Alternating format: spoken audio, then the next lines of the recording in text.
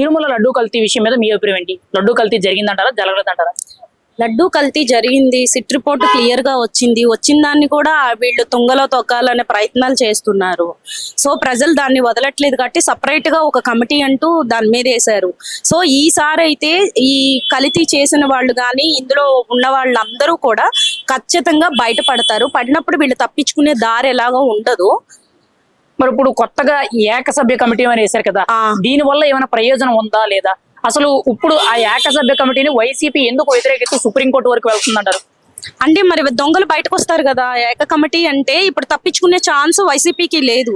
దొంగలే కదా, దొంగల పార్టీ వైసీపీ పార్టీ. వాళ్ళు ఉన్నప్పుడు అన్ని ఇలాంటి తిక్కుమాల పనులే చేశారు కదా. మనుషుల్ని వదల్లా, భూముల్ని వదల్లా, దేవుళ్ళని వదల్లా, ఎవరిని వదలకుండా చేసే దొంగ పనులన్నీ బయటకు ఎక్కడ వస్తాయని వాళ్ళు కోర్టుల చుట్టూ తిరుగుతూ వెళ్తారు. వాళ్ళకి అలవాటే కదా ఈ కేసులు, కోర్టులు ఇవన్నీ.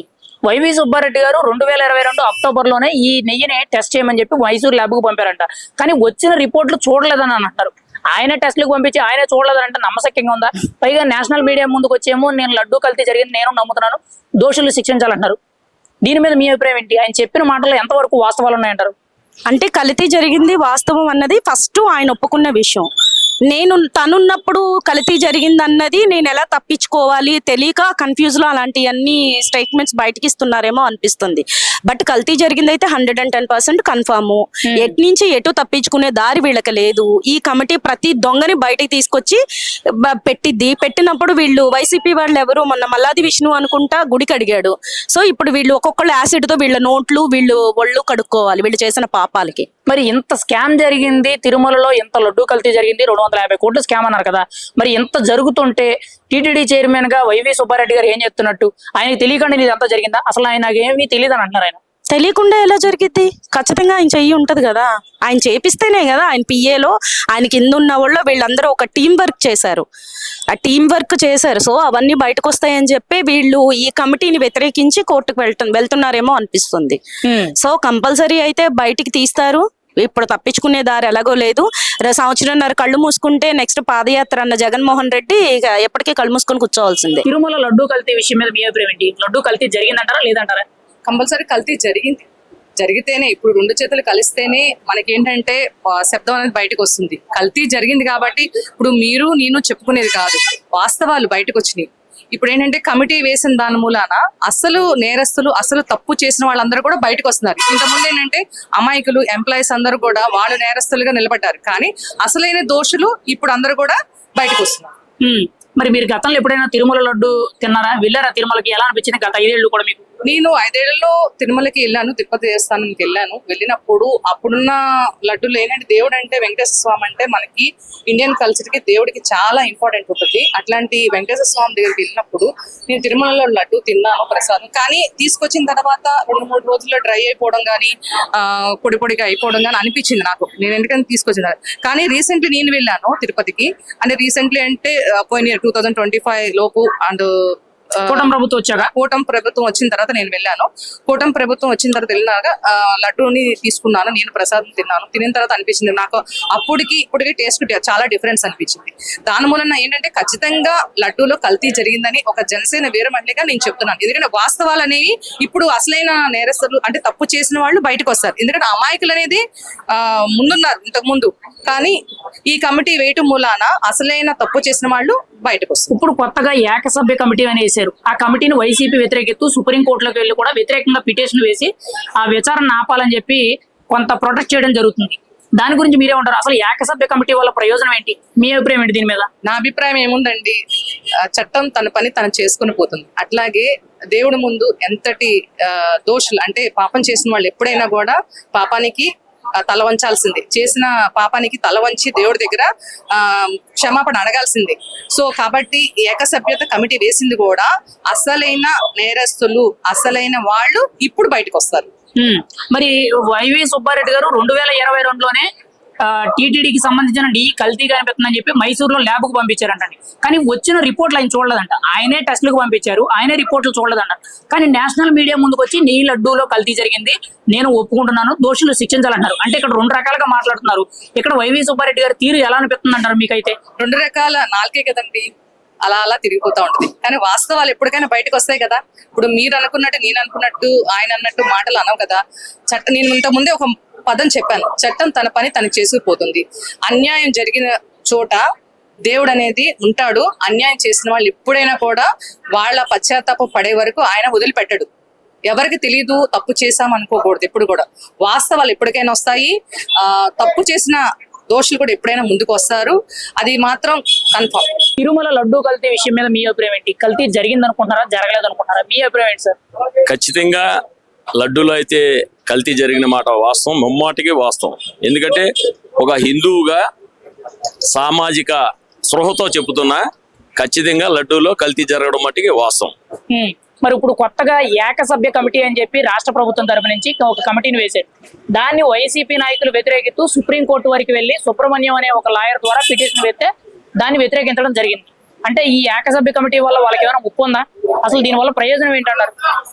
ఏకసభ్య కమిటీ వల్ల ఎవరైతే దొంగలు ఉన్నారో ఆ దొంగలు మొత్తం బయటపడే ఛాన్సు 100% ఉంది. ఇప్పుడు దాకా వాళ్ళ అధికారంలో అధికారులు అందరిని అరెస్ట్ చేశారు.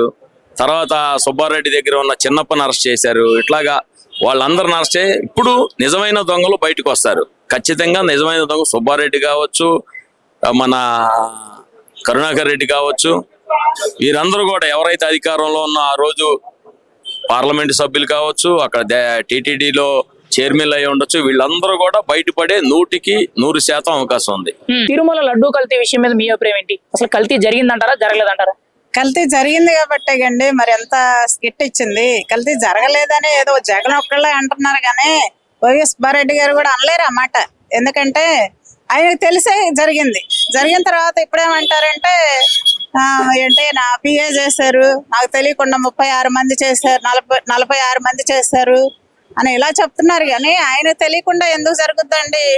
మరి ఆయన పోస్ట్ పిఏకి ఇచ్చారా అంటే ఆయన పదవి అన్న పిఏకి ఇచ్చారా? ఇప్పుడు తాజాగా ఏకసభ్య కమిటీ అనేది రాష్ట్ర ప్రభుత్వం తరపు నుంచి నియమించారు.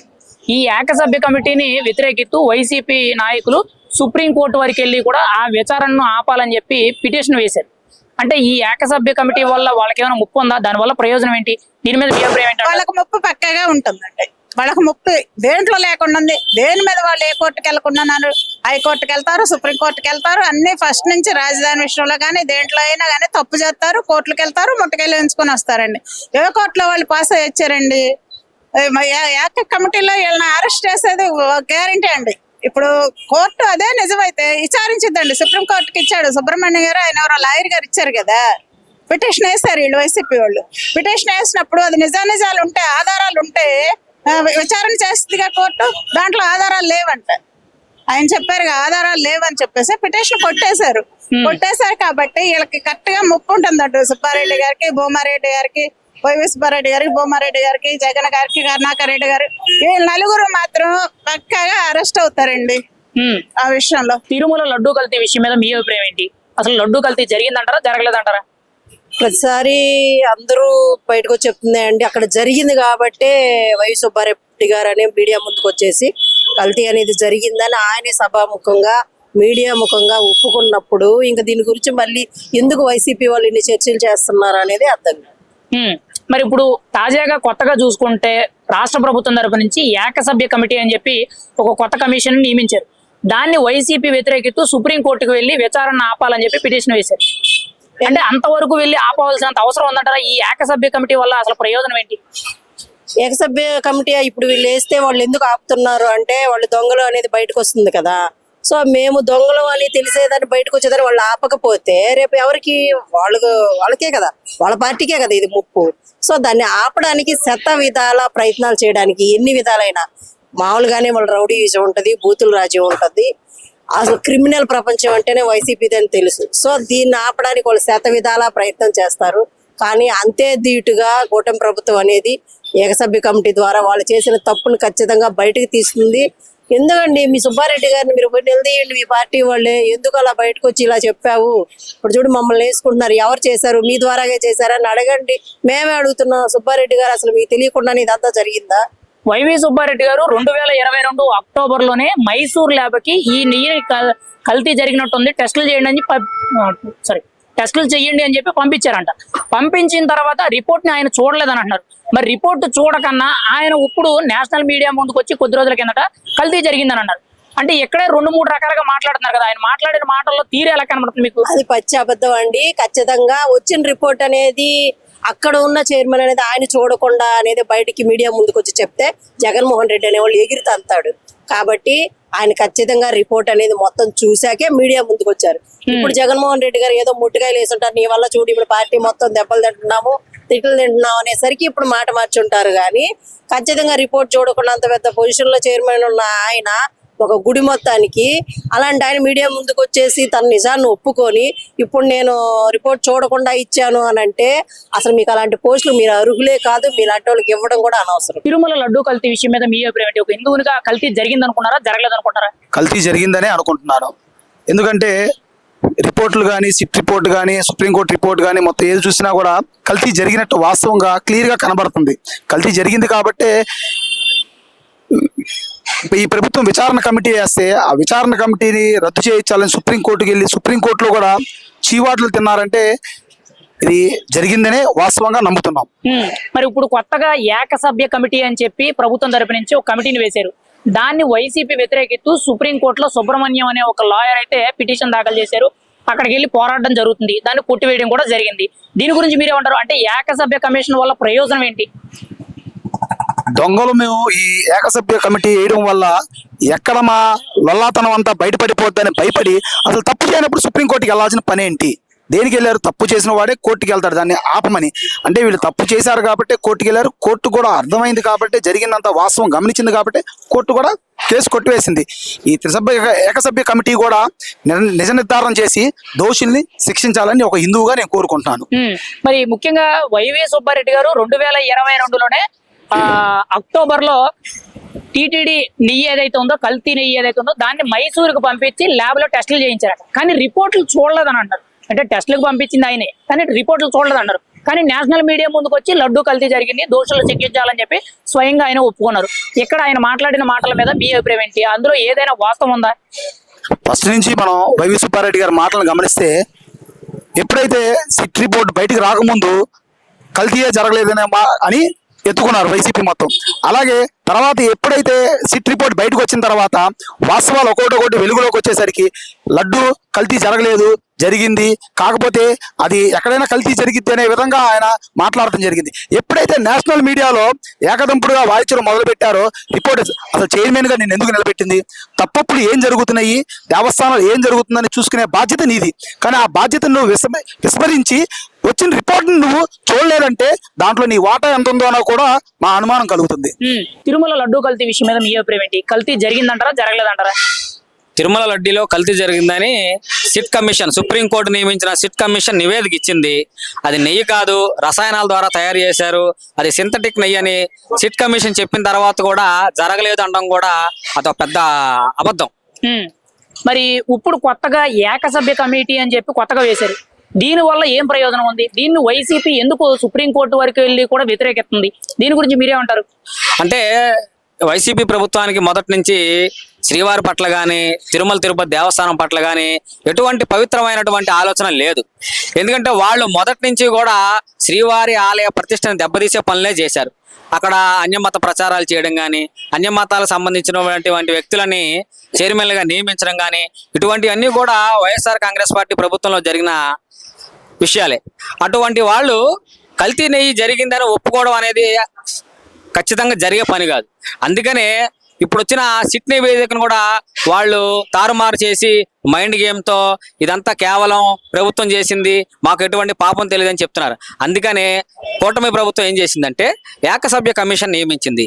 ఆ ఏకసభ్య కమిషన్ ద్వారా ఈ సిట్ నివేదికను, అదేవిధంగా ఇప్పటి వరకు జరిగిన కల్తూ లడ్డు విషయం కూడా ఆ ఏకసభ్య కమిషన్ ద్వారా తెలియజేయని చెప్పని కూటమి ప్రభుత్వ లక్ష్యంగా కనబడుతుంది. మరి ఏకసభ్య కమిటీ వల్ల ముఖ్యంగా అందులో అంటే తిరుమల లడ్డు కల్తీ విషయంలో పూర్తి అసలైన దొంగలందరూ కూడా బయటపడతారనే ఆరోపణలు వస్తున్నాయి. మరి ఎంతవరకు వాస్తవం? ఇప్పుడు వరకు లడ్డు కల్తీ విషయంలో పెద్ద వ్యక్తుల పేర్లు రాలేదు, కేవలం కింది స్థాయి వ్యక్తుల పేర్లే వచ్చాయి. ఈసారైనా దొంగలు దొరుకుతారంటారా?